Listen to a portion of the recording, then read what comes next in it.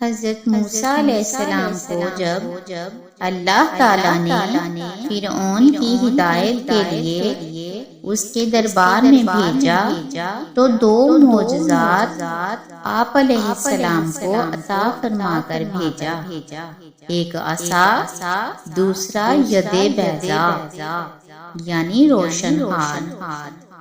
حضرت موسیٰ علیہ السلام اپنے گریبان میں ہاتھ ڈال کر باہر نکالتے تھے تو ایک دم آپ علیہ السلام کا ہاتھ روشن ہو کر چمکنے لگتا تھا۔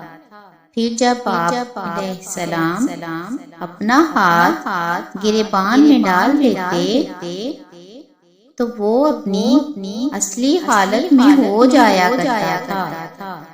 اس معجزہ کو قرآن عظیم نے مختلف صورتوں میں بار بار ذکر فرمایا ہے۔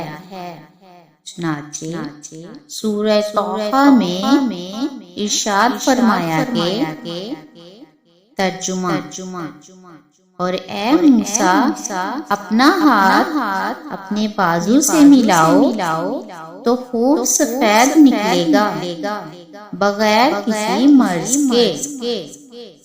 یہ ایک دوسرا معجزہ ہے تاکہ ہم تمہیں اپنی بڑی بڑی نشانیاں دکھائیں۔ اس معجزہ کا نام ید بیضاء ہے یعنی روشن ہاتھ، جو ایک عجیب اور عظیم معجزہ ہے۔ حضرت ابن عباس رضی اللہ تعالی عنہ نے فرمایا کہ حضرت موسیٰ علیہ السلام کے دست مبارک سے رات اور دن میں آفتاب کی طرح نور نکلتا تھا۔